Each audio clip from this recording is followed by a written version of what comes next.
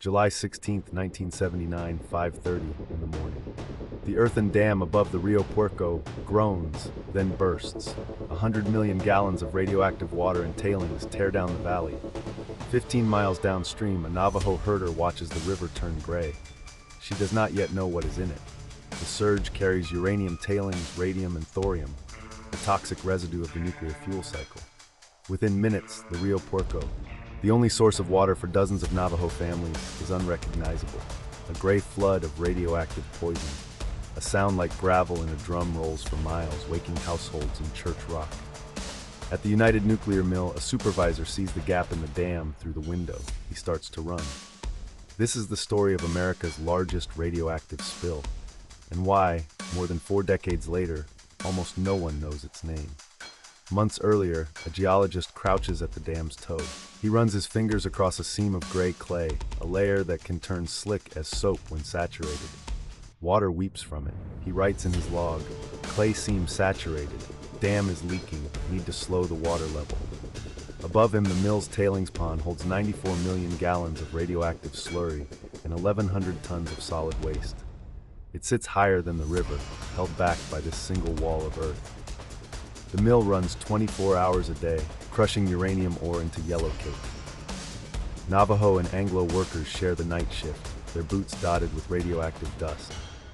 The plant manager reads the geologist's memo, then places it in a stack of papers. He has a contract to fulfill and a production quota to hit.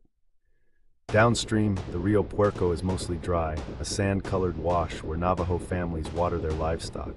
They will not be told what is being kept in the earth above them. A state inspector visits the mill in June, signs the paperwork, and drives away. He never walks the dam's face. The warnings remain buried in files. In late June, a sinkhole opens near the dam's toe. A worker kicks loose dirt into it and it disappears under the fill. The piezometer that measures pressure inside the dam is broken. No one orders a replacement. A Navajo woman, drawing water from the river, notices it has a bad smell. The sheep would not drink. She tells a community health worker. No one reports it. United Nuclear's own engineering report, dated spring 1979, concludes, the embankment cannot survive a 100-year storm. Rebuilding is recommended. The report is filed away. State regulators visit in April, count barrels and inspect fencing, but never walk the dam's face. Their checklist shows tailings pond passed. The dam's internal drainage system, designed to relieve underground pressure, is clogged with mineral crust. Cracks spread across the upstream face, patched with loose sand.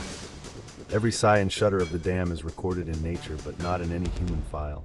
The warnings queue up like birds on a wire, unseen. In early July, a test trench is dug at the dam's toe. The geologist sees the water weeping from the clay layer, the same clay that will become a slide plane. He gives his verdict. "This dam is going to fail," he says. "We need to drain the pond by half." The superintendent calculates, draining the pond would stop the mill for at least a month. Uranium prices are high. The deadline is near. He makes his calculation. He tells the geologist, "We'll keep running. Monitor it." That night, the superintendent signs the logbook, noting nothing about the warning. The ink is black, the hand steady. The test trench is backfilled. The evidence of the clay seam is buried under fresh dirt. It is not a catastrophe that falls from the sky. It is a catastrophe chosen by a man who decided that production was worth a gamble. At 5:30 a.m., the clay seam beneath the dam reaches its breaking point. The entire embankment starts to slide as if on a greased track. The crest drops. Water spills over the weakened shoulder, cutting a notch into the dam. The notch widens into a torrent. In less than an hour, the breach is 300 feet wide. A wall of radioactive mud and water pours into the arroyo below. The flood carries radium-226, thorium-230, and uranium-238, elements with half-lives in the tens of thousands of years. Downstream, the plume reaches a widening of the river, where Navajo livestock are grazing. Some will not escape. By noon, the radioactive water has traveled 80 miles, sliding toward the Little Colorado River and through the Navajo Nation. It is the largest release of radioactive material in American history, 10 times the volume of 3 Mile Island's contaminated water. And the world is just waking up. If this story is new to you, subscribe. There are dozens more the world tried to forget. United Nuclear's first public statement calls the spill minor and says the water is non-hazardous. He does not mention that no one downstream was warned. No call, no knock, no radio announcement. A tribal police officer drives along the wash, shouting at ranchers to stay away from the water. He has no mask, no gloves, no radiation meter.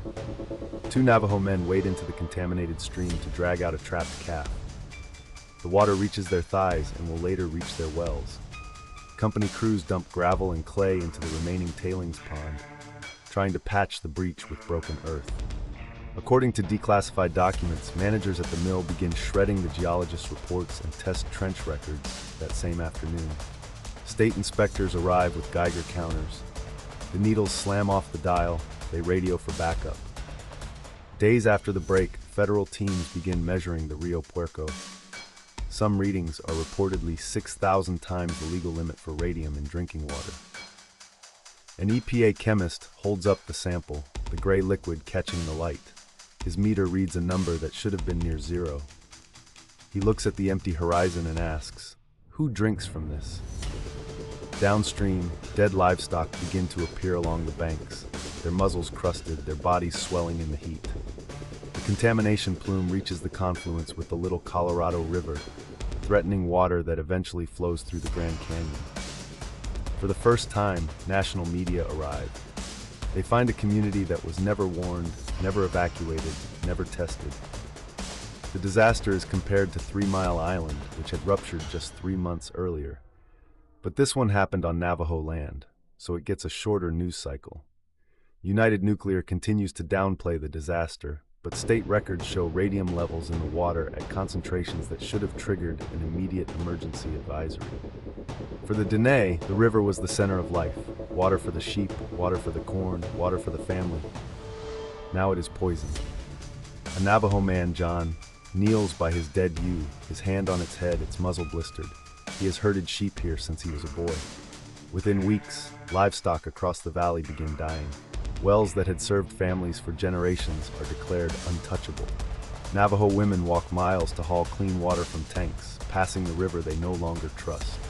Local health workers record a rise in miscarriages, cancers, and skin ailments, though the connection is never officially acknowledged for decades. The government offers no evacuation, no medical testing, and no compensation for the dead animals. Only a warning: do not drink the water. One woman holds up a jar of the river water, now clear again, but with a faint yellow-green glow. "This is what they gave us," she says. "We will drink it no more." United Nuclear's cleanup plan is simple.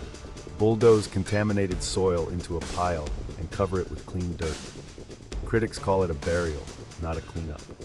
In 1983, the company signs a consent decree and pays a $500,000 fine, less than the cost of a few days of milling. No criminal charges are filed. The Nuclear Regulatory Commission later admits its oversight was inadequate, but attributes the failure to budget constraints. The mill closes in 1982, and its site is placed on the Superfund list in 1983. The company's parent corporation has conveniently restructured. The Navajo Nation is forced to sue for damages. The settlement covers some contaminated water replacement, but not the loss of the river itself. A 1983 study estimates that the tailings in the Rio Puerco will pose a risk for up to 30,000 years. The company's insurance policy expires long before that. In the end, no one goes to prison. The warning memos are lost, the test trench is filled, and the company moves on. The river does not. Today, the Church Rock spill is remembered, if at all, as a footnote. Yet it remains the largest radioactive release in U.S. history. The Navajo Nation still lives with the consequences: contaminated aquifers, higher rates of kidney disease, and a trust fund that many call inadequate. No federal law was changed. No industry-wide reform of tailings ponds followed. The same kind of earthen impoundments still hold toxic waste across the West. In 2019, on its 40th anniversary, the EPA was still pumping and treating water from the Rio Puerco. The contamination had become a permanent feature of the landscape. The communities along the river were never compensated for the loss of water, livestock, health, or culture. Some Dene say the spill was just another broken promise. Perhaps the most lasting legacy is silence. A majority of Americans have never seen this story. The memory of the flood faded while the radium remained. Subscribe to Nuclear Disasters to remember the incidents the world tried to forget.